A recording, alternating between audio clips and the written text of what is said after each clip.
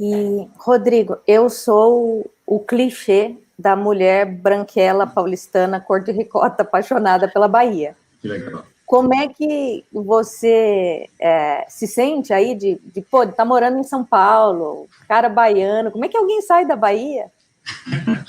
Essa pergunta eu Tem geralmente tenho que vontade sempre de voltar? responder. É, eu me identifico muito com praia, sol, pôr do sol. Inclusive, uma curiosidade, logo quando eu cheguei aqui em São Paulo e eu comecei o relacionamento com minha esposa, a gente alugava a Ela é casa, paulista? é paulista, mas curiosamente já morou na Bahia e ama a praia, tem uma identificação absurda, acho que gosta mais da Bahia do que eu, de verdade. Olá a todos e a todas, eu sou a Laura Diniz e esse aqui é o Happy Hour. Nesse episódio, a gente não vai contar, infelizmente, com a participação do Fábio Zambelli. Depois de 2 meses aí cobrindo as eleições, ele mereceu uns dias de folga. Então, hoje, vou ser só eu aqui que vou ter a honra de entrevistar o Rodrigo Reis. Olá, Rodrigo, tudo bem? Tudo bem, Laura? Obrigado aí pela... Pode falar, desculpa. Não, imagina. Vou só te apresentar. O Rodrigo é Head of Tax da Sephora, faz 1 ano. Antes, ele passou pelo Grupo Garrett, é assim que chama, Rodrigo? Exatamente. Garrett, do grupo Honeywell. Tá bom.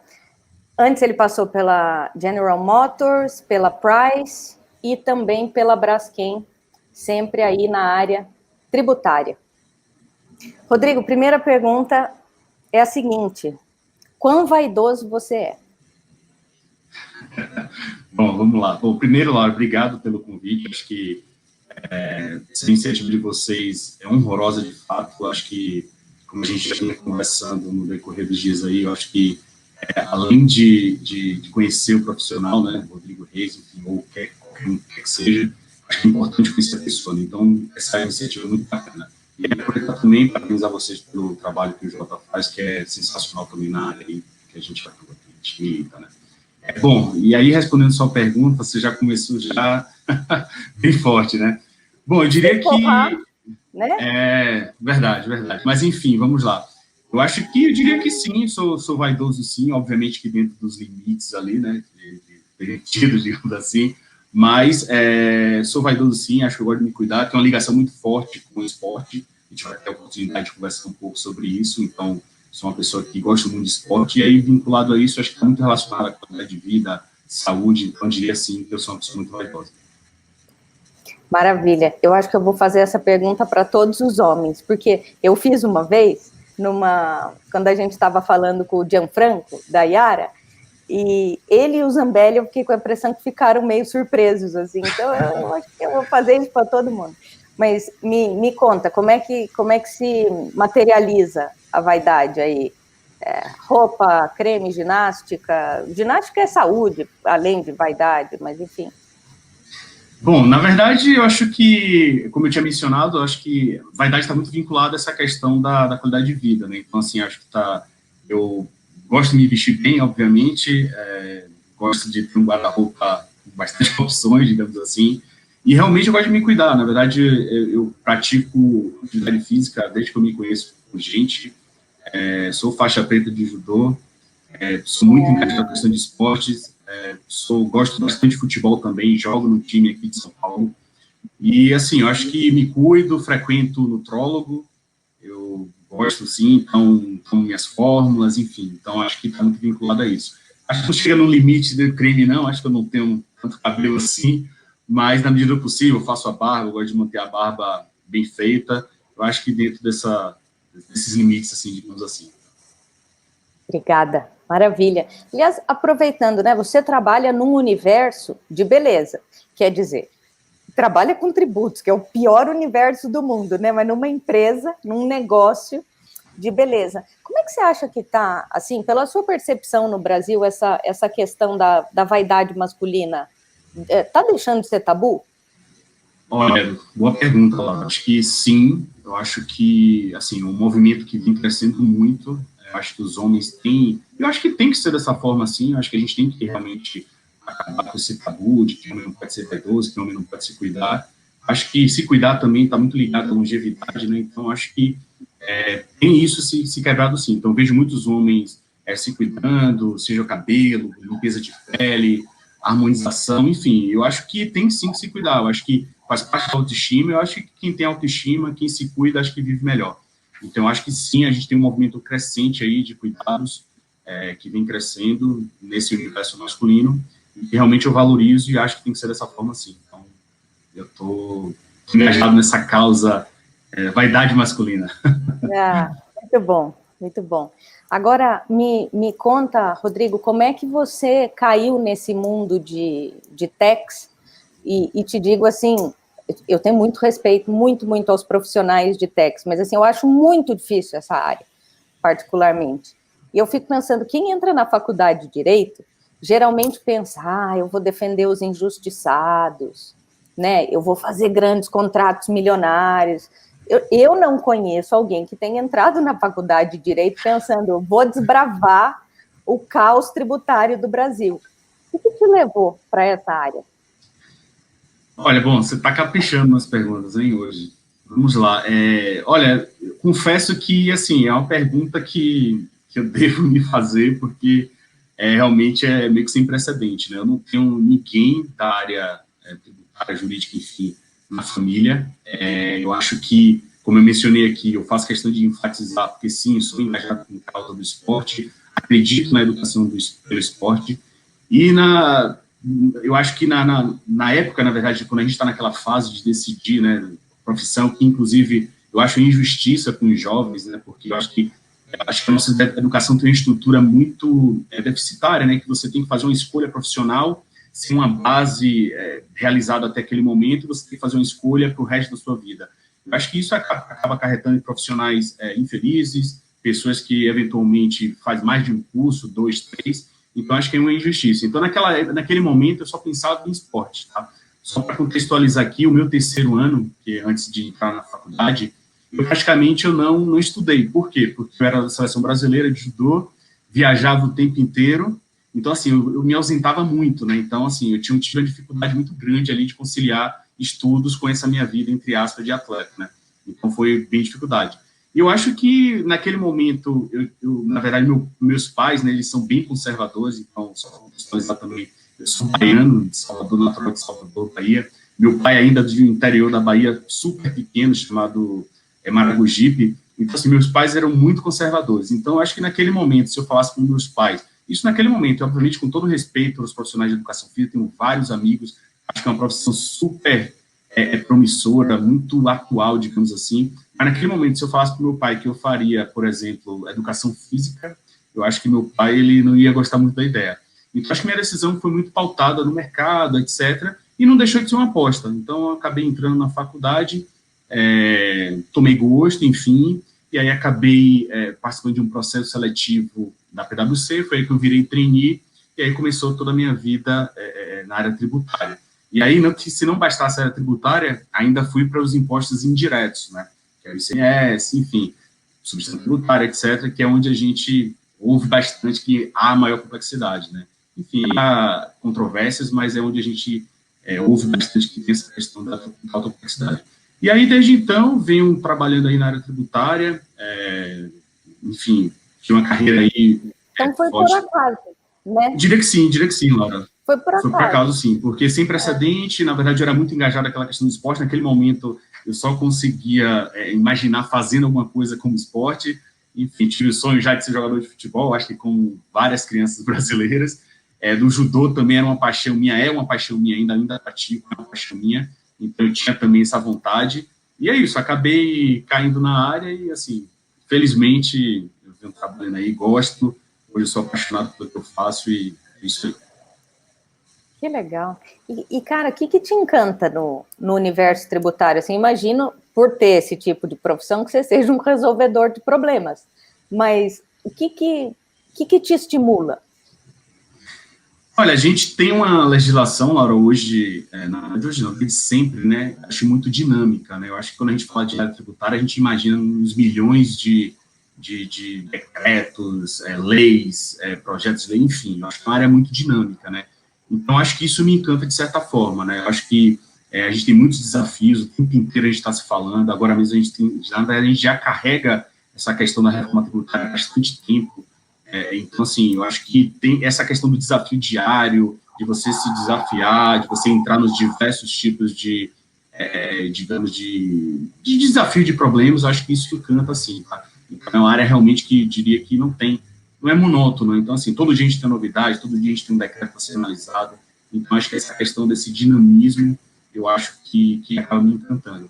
E aí, cada vez mais você, dentro da área tributária, eu particularmente, eu acho que você vem cada vez mais se aproximando do negócio, tá? Né? Então, eu acho que essa minha decisão de sair do mundo de consultoria, né, da PwC, e ir para a empresa, está muito vinculado ao perfil que você quer atuar, né? Então, acho que as empresas, e aí eu estou falando da PwC, mas acho que todas as empresas de consultoria, você tem um desenvolvimento muito grande, principalmente no início da sua carreira. Acho que os hard skills eles são muito bem desenvolvidos ali, mas aí depois eu acho que por questão até de perfil profissional, você acaba tendo que fazer algumas decisões. E minha decisão estava muito vinculada a isso, de eu participar do processo end-to-end, né? Então, assim, participar de lançamento de um produto, discutir, ver qual foi a tomada de decisão e não puramente você dar um parecer eventualmente e aí você não saber eventualmente o que foi feito com aquilo ali. Então, acho que essa questão da área tributária e mais voltada para o business também acaba me encantando. Tá? Quer dizer, acho que eu consigo ser um profissional, na verdade, um cara de negócios com skills de tax, né, com skills na área tributária. Então, acho que isso me encanta bastante. Legal, belo jeito de colocar, né? Profissional de negócios com skills in tax. Gostei. Moderno, né? Super. E sabe que eu acompanho, enfim, esse universo jurídico há muito tempo e tem havido, claro, você sabe certamente melhor do que eu, uma transformação digital brutal, né, nesse universo. Eu tenho a percepção, mas não é empírico, é só percepção, de que a área tributária puxa, em grande medida, a inovação tecnológica no direito, porque tem muita tarefa repetitiva. Então, boa parte das coisas que vocês imaginam no passado precisavam de times para fazer, processar e tal, hoje em dia vocês já conseguem contratar ferramentas e tal e automatizar. Queria ouvir um pouco da sua relação com tecnologia, se você gosta, se você não gosta, se é uma área que você gosta de acompanhar, de trocar ideia eventualmente com outros colegas de techs de outras empresas. Como é que é isso assim na sua vida? Boa pergunta de novo, Laura, muito bom. Acho que pergunta muito, que faz muito sentido, tá? Eu acho que logo quando eu comecei a minha carreira se falava muito que o digital é o futuro. O digital é o futuro. O profissional tem que ser digital, senão vai perder espaço. Eu acho que a gente saiu desse contexto de o digital é o futuro para virar o hoje, né? Então, eu acho que hoje um profissional de techs, ele não tem um viés tecnológico, digamos assim, ele não pensa em robotização, ele não pensa em automação, acho que ele está fadado ao fracasso. Essa é a minha visão, tá? Eu acho que, sim, a gente tem que cada vez mais priorizar esses processos de automatização, de robotização, verificar porque a gente pode, eventualmente, reduzir o tempo de execução, para que seu time possa, por exemplo, ter mais tempo de analisar as coisas com mais critérios, fazer uma análise mais crítica, tá? Reduzir o tempo, como eu comentei, e eu acho que basicamente é isso. Eu acho que o profissional tem que ter esse olhar, tá?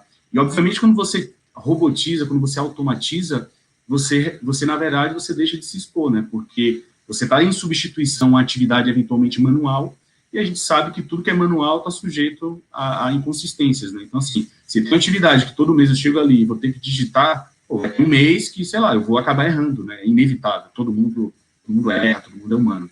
Então, acho que é um erro, na verdade, é um jeito também, um caminho também da gente mitigar riscos, na verdade, evitar, na verdade, estar em compliance, né? Então, assim, eu acho que sim, acho que é o hoje, eu acho que o profissional de tax tem que olhar sim, tem que olhar para as empresas, identificar quais são os processos que podem ser automatizados.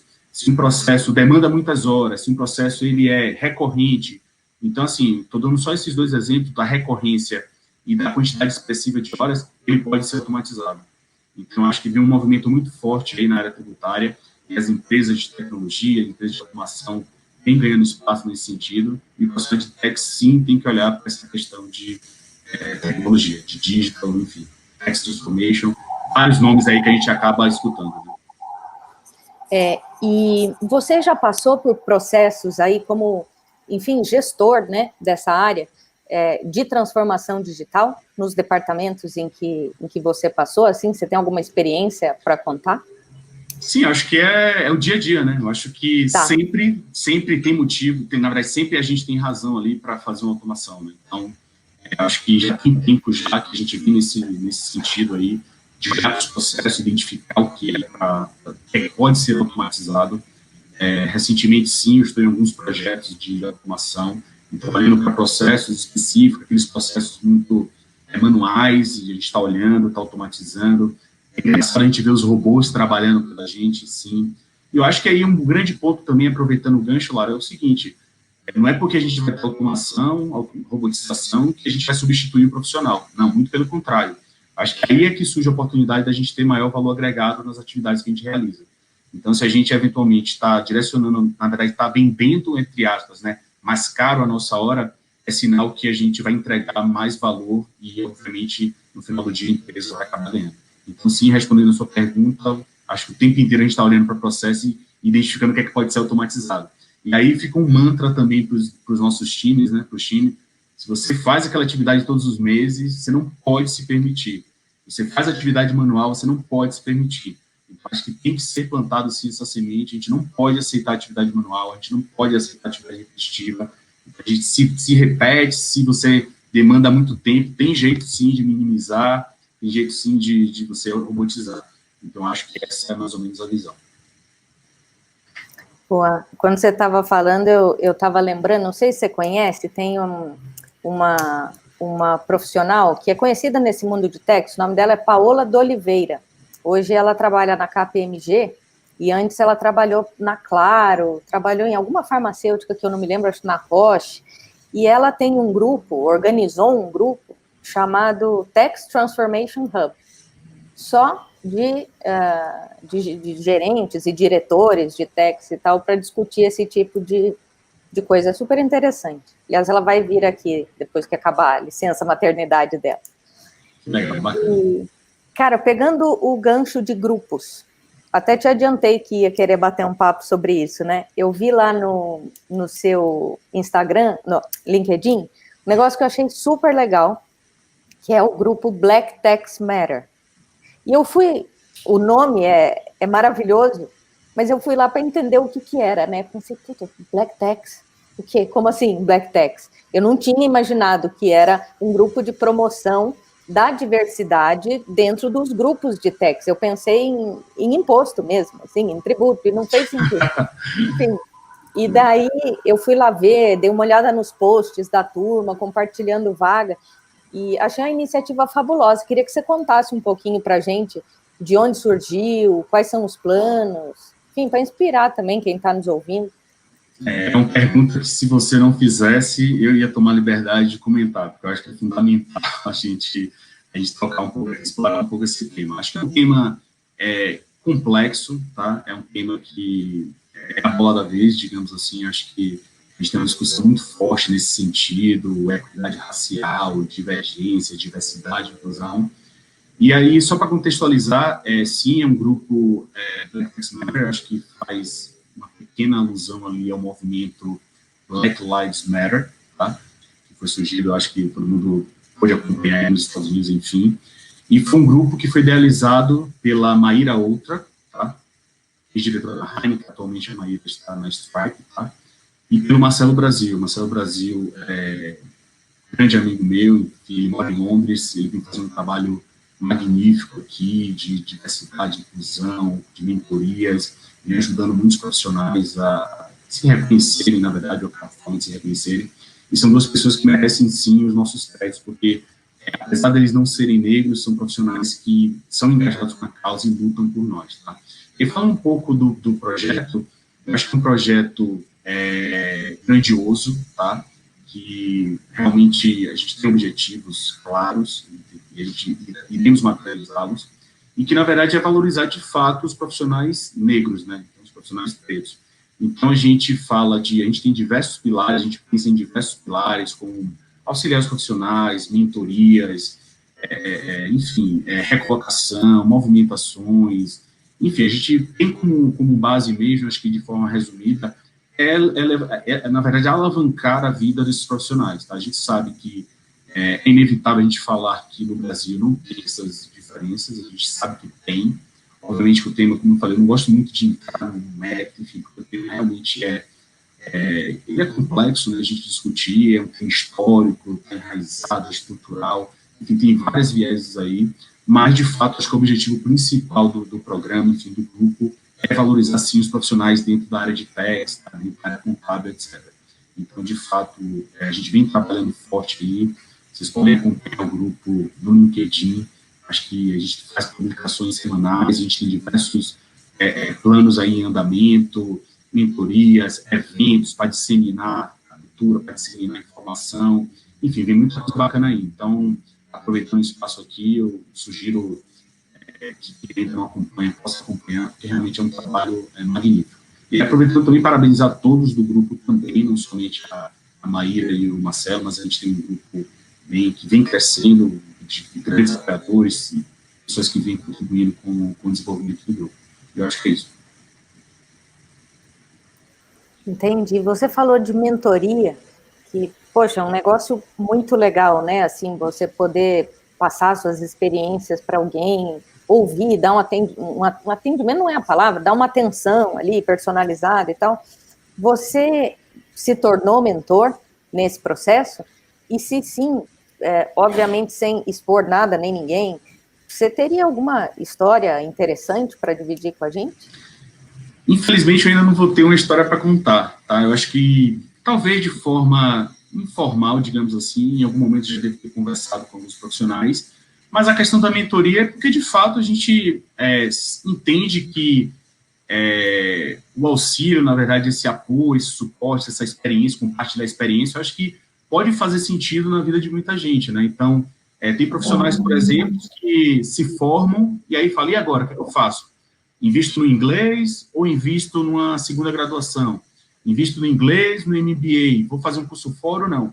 Então, acho que com base, obviamente, no objetivo de cada um, e isso é muito individual, acho que você consegue ajudar, né? Assim, a gente já passou por algumas experiências, então a gente consegue contribuir. A gente está no mercado, a gente tem vivência no mercado, o mercado ele vem mudando, vem diversificando, então a gente consegue contribuir. Então, acho que essa questão da mentoria é muito importante, porque acho que é uma forma de ajudar no desenvolvimento desses profissionais. Acho que uma decisão errada ali, ou enfim, uma decisão não tão feliz, pode acabar acarretando no desenvolvimento da carreira de um profissional, tá? Então, por exemplo, algo que eu super valorizo é a questão do idioma.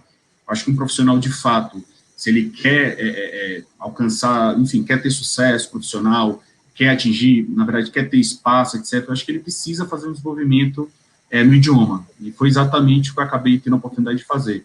Eu morei 2 anos nos Estados Unidos, morei 1 ano em San Diego, 1 ano em Los Angeles, e, assim, foi um período grandioso para mim, tá? Quando me perguntam, você deu um passo para trás, deu um passo para o lado, enfim, eu falo para frente, para trás, eu costumo falar que eu dei um passo para o lado. Acho que do ponto de vista pessoal, me desenvolvendo absurdamente, ou tem um outro profissional, enfim, uma outra pessoa. Você trabalhou enquanto ficou lá ou estudou inglês? Como é que foi?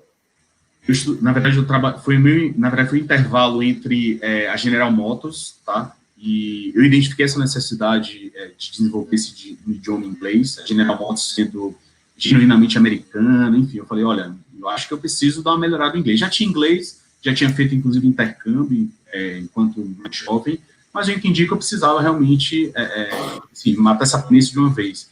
E aí eu fui puramente para estudar, estudei 6 meses, fiz o TOEFL, ralei para passar, na verdade, fiz 3 provas até fazer, passei na 4ª oportunidade e fiz o MBA lá. E acabei trabalhando lá nos Estados Unidos, numa empresa americana, que exportava aqui para o Brasil. Então, em que pese não ter sido na área tributária, digamos assim, eu me envolvia com algumas questões de importação, aduana, questões burocráticas, mas o fato de estar ali inserido na cultura americana, etc., como parte do programa da minha faculdade, acho que contribuiu significativamente com a minha formação. Então, assim, eu acho que eu não seria o profissional que eu sou hoje se não tivesse tido essa experiência de ter morado fora. Então, acho que já aproveitando, respondendo a pergunta, se é que você vai me fazer, eu acho que fundamental qualquer profissional, se quer almejar grandes voos, enfim, é o inglês. Eu acho que o inglês, ele diz muito no perfil profissional. Boa. E ia só fechar essa parte aqui do grupo, dizendo que minha interpretação sobre a sua resposta foi: galera que está nos ouvindo e precisa de mentoria, tem um mentor dando sopa.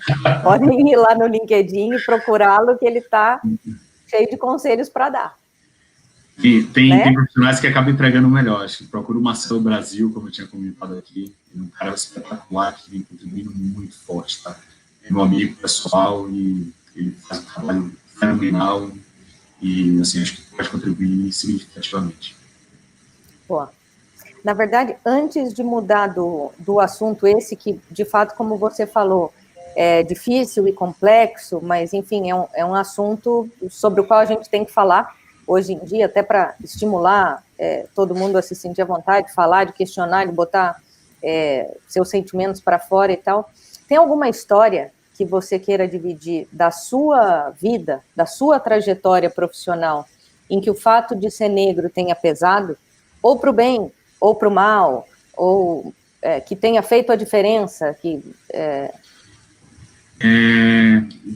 Na verdade, assim, eu não tenho uma história pessoal, adoraria, assim, para contextualizar, falar, mas, assim, aí você trouxe esse tema, sim, é um tema super atual. Por exemplo, ontem, foi ontem, não, na verdade, anteontem, né? Na verdade, teve um caso de racismo no futebol, o Paris Saint-Germain, enfim, o time saiu de campo. Assim, horrível, a gente vê o tempo inteiro essa questão do racismo, né? Óbvio que é complexo, não vou entrar aqui no mérito nem nada, mas, assim, a gente tem que entender que o racismo existe, né? Então, assim, eu vejo um movimento muito forte das empresas se movimentando, né? Então, por exemplo, a Nubank, por exemplo, tem montado agora, depois dos depoimentos, enfim, uma atitude super nobre, tem montado aí, na verdade, um setor puramente de diversidade e inclusão, né? Então, assim, uma atitude grandiosa, etc., que reconhece realmente que existe diversidade. O próprio Carrefour, recentemente, sem entrar muito no mérito, enfim, tem investido aí essa questão, para a gente tentar falar um pouquinho dessas diferenças. Então, assim, eu acho que as empresas, em algum momento, que deixarem de ser diversas, digamos assim, elas deixarão de ser também competitivas, tá? Eu acho, não sei, só supondo aqui, acho que vai chegar um momento da gente falar assim, olha, beleza, vou te contratar, Laura, mas e aí, você tem as políticas claras de diversidade e inclusão? Talvez a gente chegue nesse momento. Então, assim, a gente tem que sim entender de que forma a gente pode contribuir, de que forma a gente pode ajudar. Eu, particularmente, eu não tenho nenhum tipo de experiência para ser compartilhada, seja ela positiva ou negativa, mas eu penso que a gente caminha para um cenário desse sentido, assim, no sentido da gente, e aí, você tem política de diversidade e inclusão? Recentemente mesmo eu li que tem alguns movimentos super fortes das empresas que têm capital aberto, de que elas precisam ter políticas claras de diversidade e inclusão, precisam, vai ser pré-requisito. É um movimento que vem muito forte nos Estados Unidos, muito em decorrência dos últimos acontecimentos, etc. Mas eu acho que vai ser um movimento natural e que vai acontecer de alguma forma. Não sei se vai demorar, não sei se vai ser imediato. Sei que tem, de fato, uma onda aí super forte. Acho que a gente tem que prestar atenção. Acho que o tempo inteiro, seja você negro, seja você branco, é tempo de aprendizado. Eu aprendo todos os dias. Todo mundo tem oportunidade de aprender. Como eu falei, o tema é complexo. E é isso, tem gente realmente que desconhece. Eu conheço grandes amigos meus, por exemplo, que sei que eles não são preconceituosos, porque eu conheço, são amigos meus, amizades de mais de 20 anos, e eles acham que não existe simplesmente racismo porque eles não são racistas. Então, assim, como assim? Eu sou branco, eu não sou, como é que existe o racismo? Então, assim, é um tema muito complexo, tá? Eu acho que, e aí, em linha com o grupo Netflix Matter, eu acho que é um trabalho de formiguinha, assim. Acho que essa questão desses eventos, da gente compartilhar essas questões em eventos, trazer um pouquinho contextos, colocar pessoas para falar, eu acho que vai engajar de certa forma e vai tocar a mente de pessoas que realmente precisam de mais desenvolvimento que outras. Então, eu penso dessa forma. Legal. Rapaz, você é político, hein? No bom sentido, no sentido da diplomacia, né? Assim, da resposta que você quer dar trazendo para cá, assim. Mas é verdade, eu acho que assim... Pode falar, desculpa. Não, pode. Não, na verdade você falou a questão de política, mas assim, eu sei que o tema é complexo, né? É complexo, é difícil, às vezes você colocar na cabeça de uma pessoa é Não difícil. estava nem falando só disso. Você também deu uma saidinha pela tangente na hora da vaidade ali. Não, Ah, é um elogio. Fique tranquilo. Meu papel aqui é de cutucar, né? Enfim, sim, sim, sim. não no tema de racismo não é cutucar, no tema da vaidade é cutucar, no tema de racismo obviamente é um papo sério. Mas Mas enfim, eu me convenci que eu sou vaidoso, né? Então, foi bom. E a entrevistadora fica dando palpite sobre as respostas, né? Bizarro.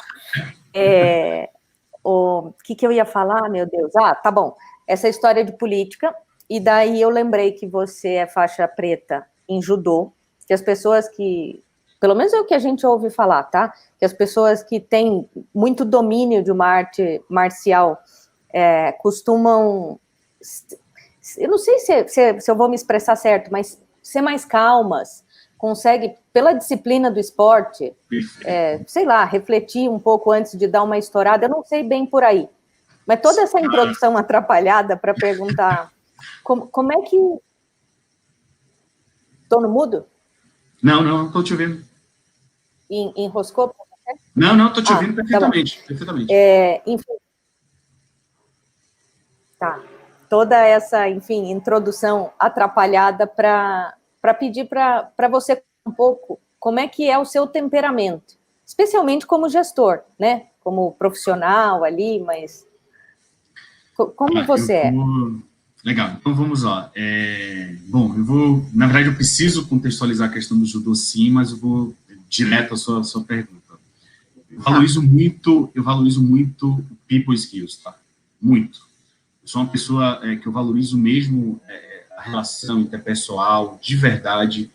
Acho que no final do dia, eu acho que somos pessoas, então é empresa X, mas por trás daquela empresa tem pessoas que fazem o negócio acontecer. Então, eu sou uma pessoa que eu acredito muito no people skills, né? Então, assim, eu acredito muito em relação interpessoal. Acho que no final do dia são empresas, pode ser a empresa X, Y, Z, mas que no final do dia tem pessoas por trás, né? As pessoas fazem o negócio acontecer. Especialmente se a gente estiver falando, por exemplo, de consultorias, escritórios, etc., porque a empresa não tem estoque, o core business, por exemplo, para prestar serviço são pessoas, né? Então, eu valorizo muito essa questão. Então, assim, eu sempre tive uma relação muito franca, tranquila com meus times, né? Então, assim, eu valorizo muito essa questão, uma relação muito tranquila, acho que tem momento de a gente brincar, etc. E no final do dia, acho que essa relação sincera e direta faz total sentido, né? Então, eu prego muito essa questão, óbvio que o relacionamento ele vai se construindo, né? Mas eu valorizo muito. E aí, linkando com sua pergunta, sou uma pessoa muito tranquila, sim. Eu acho que tem a ver, sim, com a questão do judô. Eu faço judô desde os 3 anos de idade. Comecei muito novo, 3 anos, sim. Não, da mesma forma como na carreira, não tenho nenhuma referência familiar. E judô geralmente é algo que tradição, que passa de família, de pai para filho.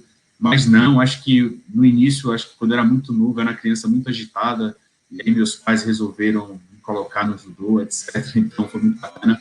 E na verdade, é uma arte marcial japonesa e muito pautada na disciplina, né?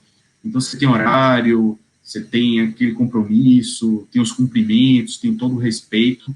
Então acho que eu acredito muito na educação pelo esporte e o judô contribuiu significativamente na minha formação, tá? Amo de paixão mesmo o esporte, sou competidor, eu participo de competição até hoje. Esse ano era um ano que eu estava me preparando para participar de diversas competições, tive só a felicidade de participar de uma no início do ano, lá no início de fevereiro, fui campeão. Então, assim, é algo que realmente eu valorizo muito. E aí eu acho que, inevitavelmente, você tendo toda essa cultura, toda essa educação ali, acaba refletindo, sim, na sua personalidade, né? Então, sim, eu sou uma pessoa muito tranquila, acredito que, do meu lado, sim, tem aquela questão de ser a pessoa, sim, mas acho que tem a ver muita relação também com o judô. Acho que o judô é uma arte marcial, um esporte olímpico, enfim, fenomenal, e recomendo todos os pais aí fazendo experimento com seus filhos. Muito bacana. Boa. Você falou aí que estava se preparando esse ano para fazer algumas competições e tal. Queria saber que outros planos aí a pandemia atrapalhou na sua vida, mas, antes disso, falando do que é mais importante, está todo mundo bem na sua família? Vocês passaram, assim, por esse momento? Sim. Que bom. Isso que importa. Então, vamos lá. O que você ia fazer e não conseguiu? Olha, eu acho que a nossa vida é muito dinâmica, né, Laura? Tipo, a gente se programa, mas a gente tem que estar preparado para tudo, né? Assim, eu comentei essa questão das competições do judô, porque era realmente algo que eu tinha planejado e eu queria, mas a gente acaba se adaptando, né? A gente está passando por esse ano totalmente atípico, sem precedente, mas a gente tem que se adaptar, a gente tem que encontrar razões ali para se desenvolver de uma forma. Acho, inclusive, que esse ano, apesar de ser totalmente diferente, né, sem precedente, ele deixa bastantes aprendizados aí, né? Acho que ficaram muitas lições, muitas reflexões, a gente valoriza o mínimo, né? Então, acho que é muito importante, né? Então, essa questão do pilar familiar, que eu valorizo muito também, inclusive, como eu sou de Salvador, esse ano eu não tive a chance de ver minha família, né? Então, você acaba sentindo bastante falta, etc. Minha esposa, ela é muito ligada à família, ainda não tenho filhos, mas minha esposa é muito ligada à família dela, então acho que ficam lições. E, sinceramente, eu acho que eu mencionei essa questão, mas não tinha nada específico assim, não. Acho que um dia de cada vez, acho que eu acordo todos os dias querendo fazer o meu melhor, independente da circunstância, acho que é isso. Então, mencionei por acaso essa questão do judô, que eu tinha realmente planos, mas nada específico não. Estava fazendo um MBA na FGV, preferi trancar para não fazer a distância, então vou esperar as aulas presenciais voltarem, se é que vão voltar, né? Não sei exatamente como é que vai ser, se a gente vai chegar de novo nesse modelo, se não voltar, eventualmente eu termino as matérias que ficaram pendentes à distância, mas nada em específico assim que eu diria que, tinha isso aqui, ia casar e não casei, não. Felizmente eu sou casado, muito bem casado, e acho que acabou tudo passando, é isso aí. E, Rodrigo, eu sou o clichê da mulher branquela paulistana, cor de ricota, apaixonada pela Bahia. Que legal. Como é que você se sente aí de estar morando em São Paulo, cara baiano? Como é que alguém sai da Bahia? Essa pergunta eu geralmente tenho que sempre responder. Então, na verdade, assim, só para contextualizar também, eu me identifico muito com praia, sol, pôr do sol, me identifico muito, né? Então, assim, eu gosto muito de praia, muito, muito, muito, muito mesmo. E eu estou mencionando isso porque não é, assim, obviamente que existem baianos que gostam, outros não gostam, mas não é, tipo, não é regra, né? Todo mundo fala, você é da Bahia, tem que gostar de praia. Não, conheço várias pessoas que não gostam de praia, baianos, então, assim, não é o meu caso. Inclusive, uma curiosidade, logo quando eu cheguei aqui em São Paulo e eu comecei o relacionamento com minha esposa, a gente alugava a casa... Ela é paulista? Ela é paulista, mas, curiosamente, já morou na Bahia e ama a praia, tem uma identificação absurda, acho que gosta mais da Bahia do que eu, de verdade. A gente vai passar o final do ano lá em Salvador, a gente está indo depois do Natal, a gente pretende passar uns 20 dias lá, e ela está muito mais ansiosa que eu. Então, só para complementar a curiosidade, logo quando eu cheguei aqui, a gente começou a namorar, e ela gosta muito de praia, assim como eu, a gente alugava mensal em Marizias, a gente alugava uma casa mensalmente, e a gente ia todo final de semana. Então, sexta-feira de noite, inclusive ela estava concluindo a graduação dela, a segunda graduação em Direito, todo final de semana ela saía da faculdade, fazia mala e a gente ia para Marizias. Então, assim, prova o quanto a gente gostava de praia. Obviamente, tinha algumas... muito bom. Tinha algumas exceções, obviamente, quando a gente tinha algum tipo de compromisso ali no final de semana, mas era isso. E aí eu aprendi a gostar de São Paulo. Hoje em dia, assim, sendo bem honesto, eu não me vejo morando mais na Bahia. Não sei, eu gosto disso aqui. Eu quero ter, na verdade, digamos, a possibilidade de estar sempre indo para Salvador. Isso aí eu não quero abrir mão nunca, até porque meus familiares estão lá, etc. Então, acho que esse formato funciona bacana comigo. Morar em São Paulo e tirar férias na Bahia, visitar a Bahia com frequência, Então, é um modelo de vida que me agrada, tá? Então, não penso não em voltar para Salvador. Acho que, me agrada também, viu? Morar em São Paulo, tirar férias na Bahia. Exato, e esse home office aí, do tipo, possibilidade, por exemplo, de você trabalhar de lá da Bahia, sei lá, passar 30 dias lá na Bahia e voltar para cá, sem necessariamente ter que tirar férias. É uma possibilidade também, então, vão surgindo possibilidades. Exato, exato. Então é isso, mas de certa forma acho que é isso. Sou muito feliz aqui em São Paulo, gosto muito. Fiz grandes amizades aqui em São Paulo. E é isso, sou bem feliz aqui. Ah, que bacana. E, cara, me conta o que você gosta de fazer no tempo livre, assim, para além de esporte, né, que a gente já falou, tipo de seriado, filme, livros, cozinhar, sei lá, seus hobbies, seus gostos. Você acabou falando dos esportes, você sabe que eu sempre vou puxar a sardinha ali para o esporte, né? Então, acho que esporte... Eu costumo falar que existem os esportes que eu já pratiquei e os que eu não pratiquei. Porque assim, se me chamar para praticar qualquer esporte, se me chamar com antecedência, embora eu vou topar, porque realmente é o que me motiva. Eu gosto da adrenalina, da endorfina, enfim, eu gosto bastante de esporte. Mas fora isso, eu gosto muito de gastronomia, então gosto de visitar restaurantes, então pego sempre referência com amigos, restaurantes, etc. Sou apaixonado por frutos do mar, então tenho essa preferência, sim.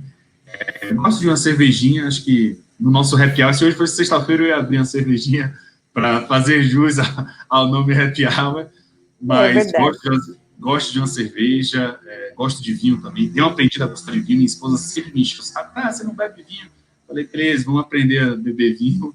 Recentemente fiz uma adesão aí também ao gin, então acabo circulando ali cerveja, gin e vinho.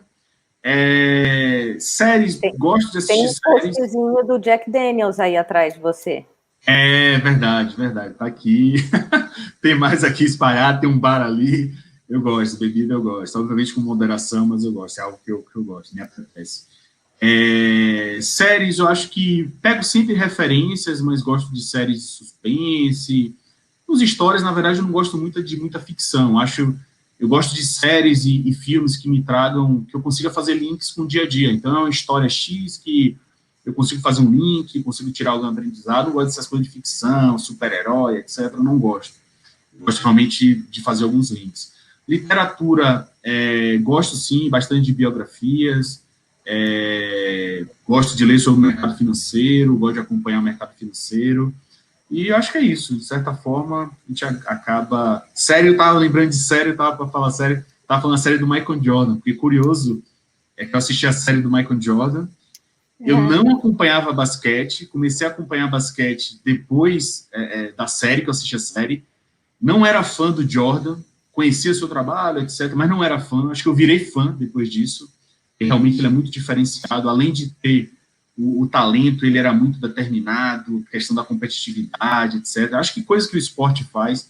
Inclusive, acho que um dos episódios que vocês tiveram aqui também no Happy Hour se perguntou muito do que o esporte traz, né? Essa questão do espírito de Flávio equipe. Franco, né? Exato. Parada por basquete. Exato. Então, a questão do esporte, de você trabalhar em equipe, a questão também de você ser competitivo. Acho que competitividade nunca tem que ser algo negativo. Tem que falar, ser competitivo, não sei, no bom sentido, não.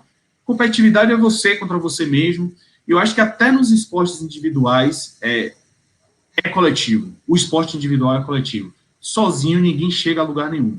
O judô é individual quando você chega ali. Mas 90% do tempo você treina com pessoas. Se você não tiver boas pessoas para você treinar, você não vai se desenvolver. Então, dizer que o esporte ele é individual, quando eu escuto isso, eu acho um absurdo. Ele nunca vai ser individual. Eu não conheço nenhum esporte individual. O tenista, ele precisa de uma outra pessoa para treinar. O judoca, ele precisa de uma outra pessoa. Então, eu não consigo aceitar essa questão do esporte individual. Não. Que interessante. Todos os esportes, eles são coletivos para mim. Todos. Existe um trabalho muito forte de bastidores, profissionais envolvidos, você precisa de gente para treinar. Se não tiver gente para treinar, gente, inclusive, específicas. Porque, por exemplo, existem categorias. Se você vai treinar, sei lá, você é da categoria médio, luta até 90 quilos. Se você vai treinar com uma pessoa que tem 70 quilos, não é a pessoa certa para você treinar. Você não vai, porque assim, na luta você vai sentir. Então, assim, existem mecanismos, você treinar com pessoas, etc. Então, assim, dizer que o esporte ele é individual, isso me soa muito ruim, sabe?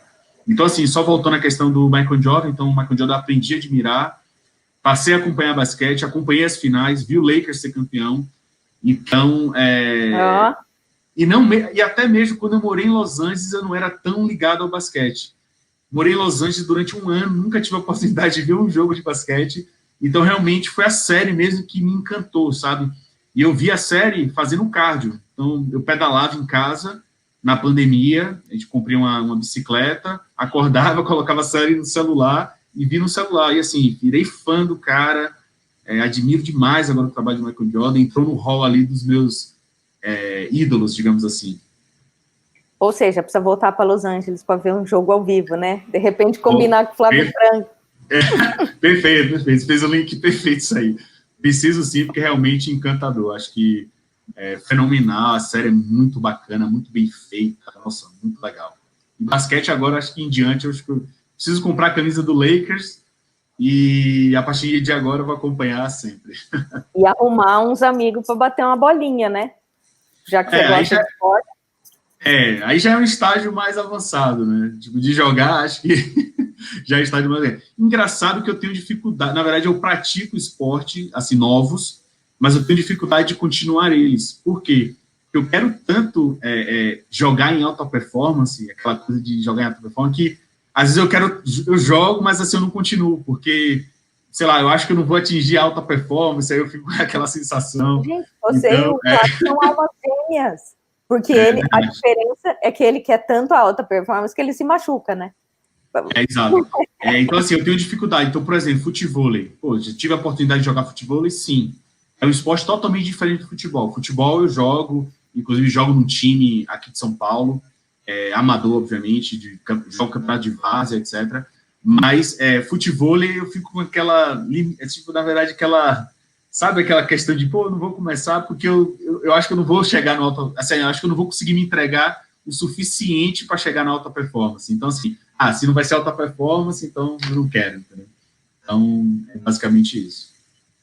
Escuta, você já se machucou nessa de esportes e tal? Já, muito pouco, tá? Inclusive, fiz uma cirurgia agora na pandemia. Uma cirurgia simples, no joelho, simples, menisco. Tem 1 mês e meio, quase 2 meses que eu fiz, me recuperei muito rápido, fiz várias sessões de fisioterapia, já voltei já ativa totalmente, mas assim, nunca, assim, foi o joelho mesmo, uma lesão que eu tive uma vez no ombro, mas acho que foram as duas únicas, acho que, graças a Deus, nunca tive esse tipo de problema, não. Esses dias eu ouvi uma história tão surreal de um rapaz que eu não lembro a arte marcial, de repente, não, eu acho que é jiu-jitsu, ia falar de repente ajuda, mas acho que é jiu-jitsu, não sei. Sim. E ele lesionou, rompeu um tendão no peito. Nossa, não é possível, não é possível. Rapaz, e daí diz que foi num desses momentos que você cai no chão e fica medindo força ali. Sim. E daí ele diz que durante a luta ele ouviu enfim, o tendão, ligamento, sei lá o que era, se romper, fez plac, e não sentiu nada, estava na adrenalina. Sim, foi lá, terminou a luta, ganhou a luta, e no final ele disse, eu não mexi o braço. O braço inteiro, assim. Muito bruto. Adrenalina, sangue quente, enfim, você acaba não sentindo, depois vem uma dorzinha bem chata. Acho que aconteceu comigo isso com o ombro.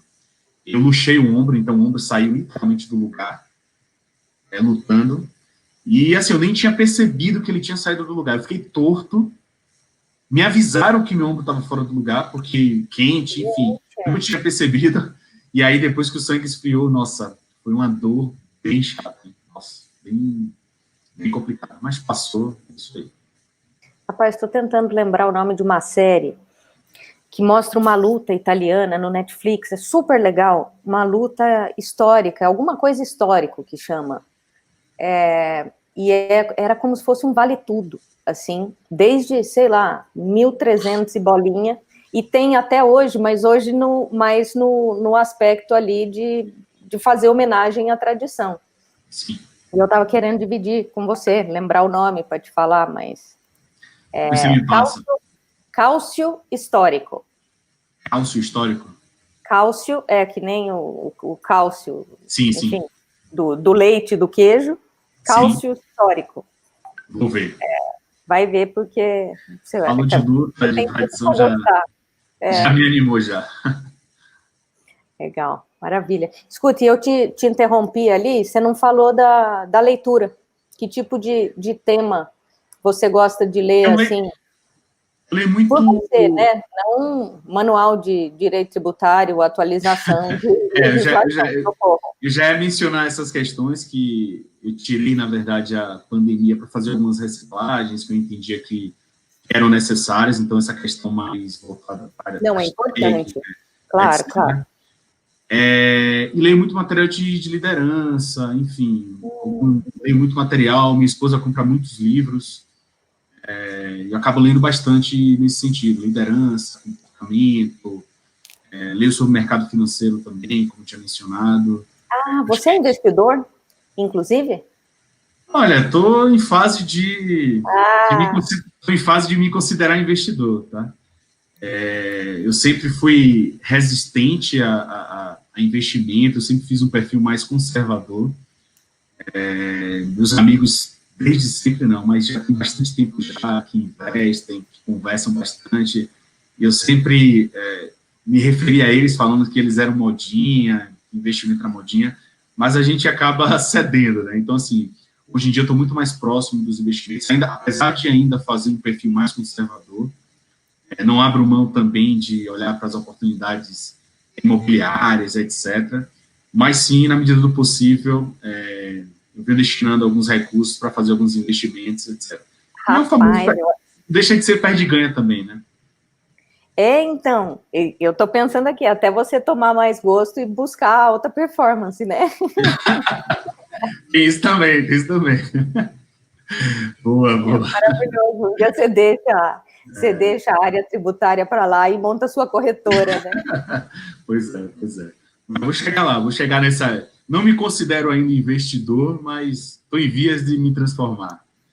Deixa eu acumular mais ativos aí na bolsa, e aí eu vou dizer que eu sou investidor. Mas sim, aproveito Legal. sim, peguei algumas ondas dos investimentos, enfim, peguei algumas variáveis interessantes, mas vou dizer que eu não sou investidor ainda. Pronto. Tá bom. Beleza, um amador. Exato. Curioso. Boa, tá bom.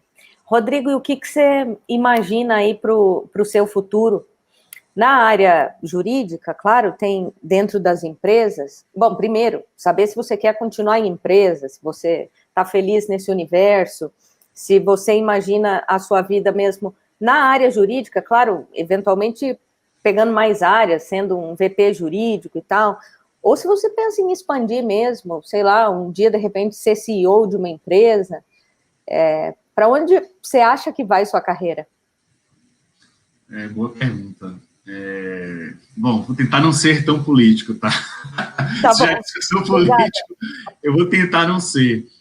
Bom, eu acho que eu tenho como premissa da minha vida fazer o melhor todos os dias. Tá? Acho que cada um tem seus objetivos, e assim eu tenho os meus, e dentro dos meus objetivos, acho que me agrada muito o fato de eu acordar todos os dias fazendo o que eu gosto e dando o meu melhor. Então, acho que isso é premissa.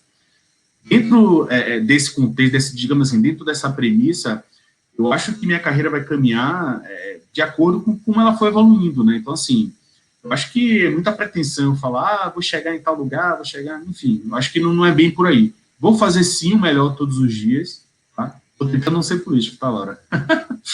vou tentar, vou tentar fazer o melhor todos os dias, mas assim, hoje eu já consigo dizer, e aí eu estou Eu tô sendo bem rindo. direto. Eu tô rindo em solidariedade à sua esposa. Imagina uma DR com você. Ela brava, ela puta, e você, não, Tem que. coisa boa. Mas é por aí mesmo. Tá Mas, bom. enfim, eu acho que hoje eu já consigo afirmar com mais convicção, digamos assim, e eu já mencionei isso aqui nesse nosso bate-papo, eu considero que eu sou uma pessoa de negócios com conhecimentos em tributos, tá? Então, assim, dentro de uma empresa, eu acho que eu vou ser, entre aspas, utilizado, explorado da melhor forma possível. Se eu tiver que contribuir na área comercial, eu vou contribuir utilizando os meus skills de tributos. Assim, como é que eu posso contribuir na área comercial com os skills de tributos? Calculando, fazendo um cost breakdown ali do produto, quanto é que incide de tributos, quanto a gente recupera, quanto não recupera. Então, assim, eu acho que, independente da área de atuação, eu acho que o mundo vem caminhando nesse sentido, as empresas techs vêm nesse sentido, as startups, as empresas multinacionais com um DNA de mais startup que faz as coisas acontecerem, vêm nessa batida. É o profissional, eles buscam realmente o perfil. Então, se você tem um perfil, você vai performar e você vai atuar independentemente da área, você vai atuar com os skills que você tem, com o seu perfil. Então, assim, hoje eu não consigo dizer onde eu vou chegar, né? Eu sei que sim, que eu tenho convicção que eu vou fazer o meu melhor e eu vou chegar onde, em algum lugar que eu vou ser encaixado ali, tá? Mas, assim, acho que ainda não consigo te responder dessa forma, tá? Mas, assim, eu acho que eu tentei passar um pouquinho do como eu penso, né? Então, assim, negócios. Eu acho que eu sou muito de negócios, quero discutir ali, quero estar envolvido. E, a verdade, eu acho que eu vou acabar fazendo um desfecho interessante aqui. Eu acho que eu acho que cada vez mais a gente tem que deixar de ser co-business, de ser o apoio do negócio, para ser, de fato, uma extensão do negócio. Então, acho que essa é a leitura que me define, digamos assim.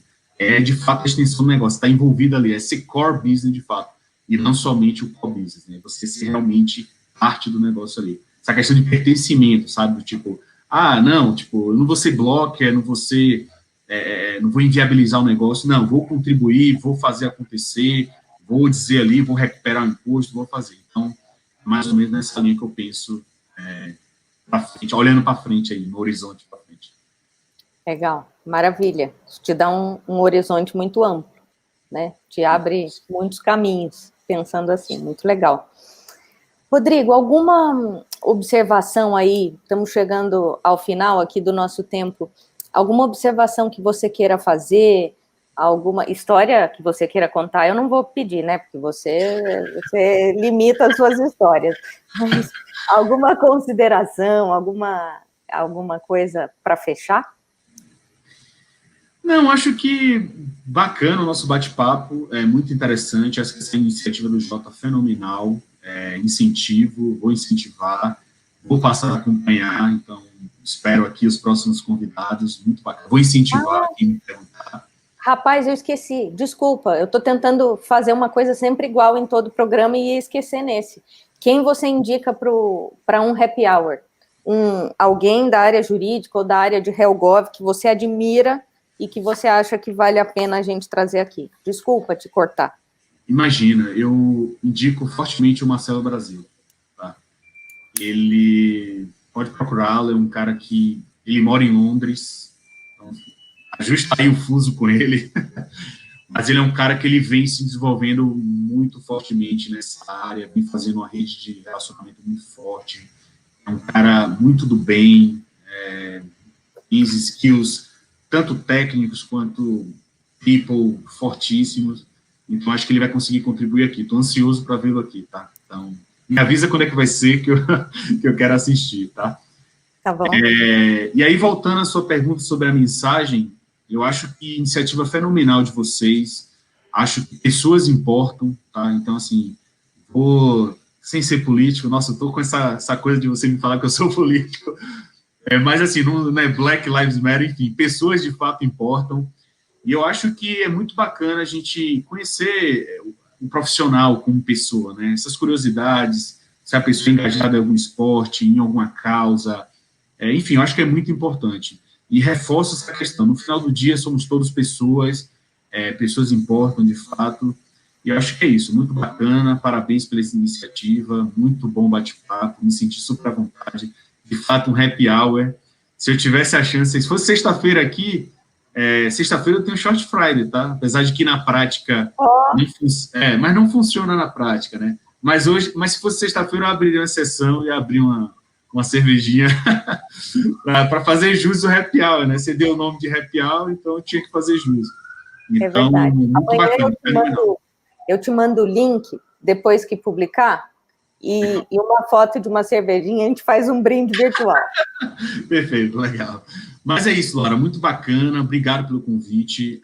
quando eu recebi sua mensagem, assim, nem pensei duas vezes, porque realmente é uma iniciativa bacana, gosto de falar, eu sempre reservo parte da minha agenda, obviamente que é difícil conciliar, mas eu reservo, ainda que seja mais tarde, 20 horas, enfim, eu reservo parte para falar com pessoas, acho que a gente cresce muito, qualquer tipo de bate-papo, saem lições, aqui, por exemplo, a gente conversou, saem lições, estou reflexivo com a questão do político, mas vamos deixar para outro momento, mas eu acho que é isso, eu acho que é muito interessante, muito importante, agrega, e acho que é isso, conte comigo nessa divulgação aí dessa frente de vocês aí, Carla.